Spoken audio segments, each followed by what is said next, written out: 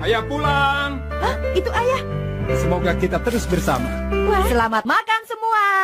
Ayah yang ngomong sambil menangis. Tidak. Ya. Sebelum ada yang Menangis itu ibu.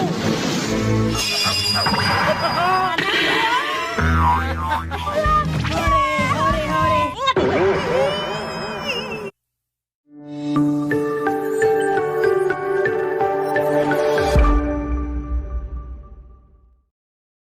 Hai semuanya, kembali lagi bersama Hirka Harika. Kali ini, Mimin bakal bawain alur cerita Doraemon yang berjudul Melamar ala Nobita. Dan gak usah berlama-lama lagi, yuk langsung saja kita ke pembahasannya. Film dimulai pada tahun 1969 bulan November, di sebuah gedung terdapat seorang komikus yang tengah bingung terkait komik yang hendak ia buat bernama Fujiko F. Fujio.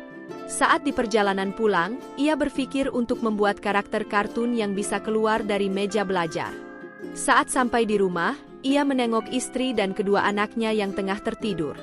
Setelah itu, Fujiko kembali berpikir terkait kartun yang hendak ia buat. Ia menghayal, jika ia memiliki mesin waktu dan dapat melihat karakter yang telah ia buat di masa depan. Saat itu diperlihatkan di tahun 2112, di mana tahun itu merupakan tahun kelahiran Doraemon. Di tahun tersebut terlihat jika teknologi pada saat itu sangat canggih dan juga modern. Namun tiba-tiba terdapat dua penjahat yang sedang dikejar oleh polisi waktu. Namun penjahat itu berhasil kabur berkat kekuatan dari mesin waktu. Di sisi lain, terdapat sebuah pabrik yang tengah membuat sebuah robot. Namun, pabrik tersebut terkena efek dari mesin waktu dan menjadikan aliran listrik masuk ke dalam pabrik dan mengenai satu kucing yang berwarna kuning hingga terjatuh ke bawah. Saat kucing itu hendak dibuang, ia diselamatkan oleh robot kucing cantik. Di mana robot kuning itu bernama Doraemon, dan robot cantik itu bernama Dora Miyako. Doraemon yang telah diselamatkan oleh Dora Miyako pun berterima kasih, dan merasa tertarik dengan Dora Miyako. Di sisi lain, terdapat seorang profesor tengah menjelaskan kepada sekumpulan Doraemon. Ia mengatakan jika mereka akan menjadi seorang pengasuh. Oleh karena itu, para Doraemon pun belajar di sekolah tersebut dan menjalani latihan. Namun terlihat jika Doraemon tadi tidak berbakat dan membuat sesi belajarnya kacau. Doraemon bahkan terlihat sangat ceroboh dan selalu gagal dalam pembelajaran. Saat Doraemon bertemu dengan profesor, ia meminta maaf karena selalu kacau dalam pelajaran.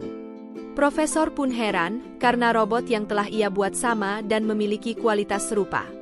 Profesor pun memutuskan untuk mengirim Doraemon ke kelas khusus. Setelah sampai di kelas khusus, Doraemon melihat banyak robot seperti dirinya dan memiliki masalah masing-masing.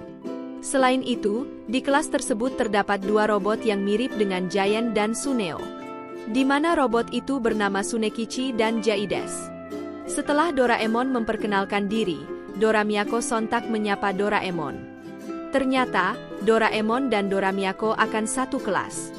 Melihat hal itu, Doraemon pun sangat senang sekali. Tsunekichi dan Jaides pun cemburu melihat Doraemon sudah akrab dengan Dora Miyako. Setelah jam pelajaran, Tsunekichi dan Jaides pun mengejek Doraemon karena tidak bisa menggunakan kantong ajaibnya. Di sini mereka pun kejar-kejaran, karena Tsunekichi dan Jaides hendak meminta kantong ajaib milik Doraemon.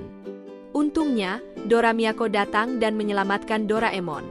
Singkat cerita, mereka justru menjadi akrab dan menjalani hari-hari bersama. Suatu ketika, Doraemon tengah merenung, karena esok hari akan diadakan audisi robot berbakat. Selain itu, hari tersebut merupakan hari kelulusan. Doraemon merasa sedih karena ia merasa bodoh, lambat dan tidak memiliki keahlian apa-apa.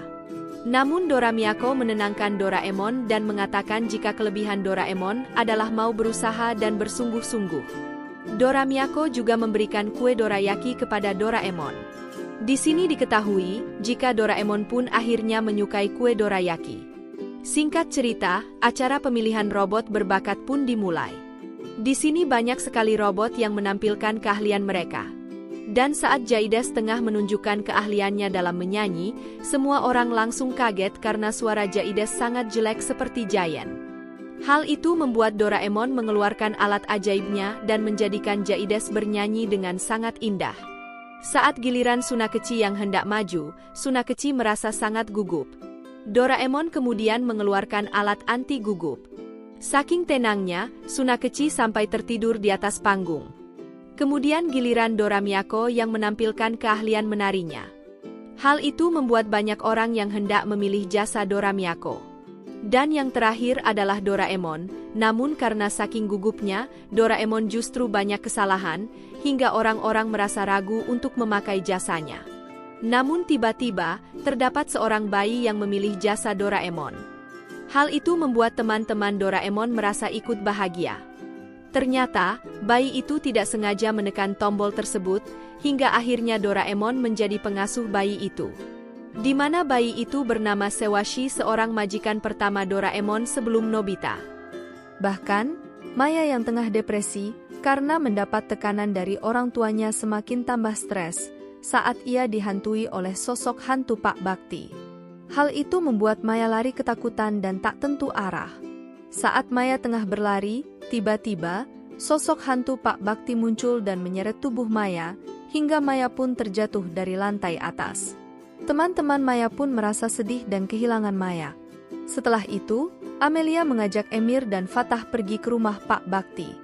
Barangkali, mereka menemukan sesuatu yang bisa menjadikan titik terang terhadap permasalahan mereka saat ini. Singkat cerita, mereka pun telah sampai di rumah Pak Bakti. Saat itu, mereka pun berpencar. Di sini, Amelia menemukan buku harian Nisa yang di dalamnya tertulis, jika sebenarnya Nisa menyayangi Pak Bakti sekaligus membencinya. Di buku itu juga terdapat tulisan Pak Bakti, yang intinya, Pak Bakti merasa menyesal karena terus menuntut anaknya.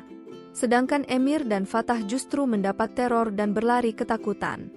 Di pagi harinya, Amelia mengatakan kepada Emir dan juga Fatah, jika ia hendak kembali ke kelas itu, supaya semua permasalahan ini bisa terpecahkan. Di malam harinya, mereka pun kembali ke kelas itu. Dan benar saja, tepat jam 7, Pak Bakti pun mulai muncul. Anehnya, saat arwah Pak Bakti masuk kelas, arwah tersebut sama sekali tak terlihat, dan hanya suara ketukan tongkat Pak Bakti. Setelah itu, arwah Pak Bakti pun menuliskan materi pelajaran malam itu. Di sini, Fatah mulai ketakutan dan tidak kuat lagi. Fatah langsung keluar dari kelas itu dan berlari meninggalkan kelas.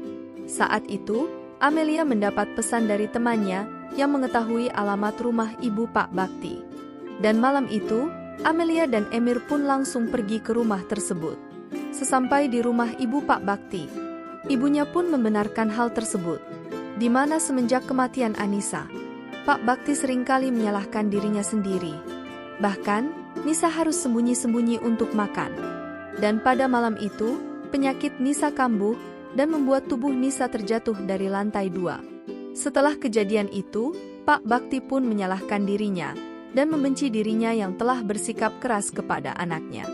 Dan sejak saat itu, Pak Bakti pun lebih fokus untuk mengajar. Di sisi lain, Fatah terus saja mendapat teror dari Pak Bakti. Saat itu, Fatah diseret oleh arwah Pak Bakti hingga beberapa meter. Saat Amelia dan Emir sampai di kampus, ia melihat jika Fatah berada di pojokan dengan rasa penuh ketakutan. Saat itu, Emir merasa menyesal karena telah melanggar aturan Pak Bakti.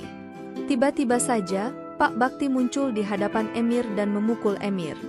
Namun yang sebenarnya terjadi, semua itu adalah halusinasi dari Emir sendiri.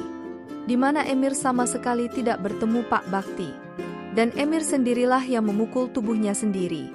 Saat itu, Emir dan Fatah saling pukul, karena menurut mereka melihat Pak Bakti di hadapan mereka masing-masing.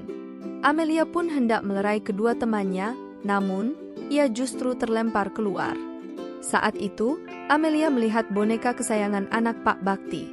Amelia pun langsung mengambil boneka itu, dan mengatakan, jika kematian Anissa bukanlah kesalahan Pak Bakti. Dan ketidaklulusan mereka,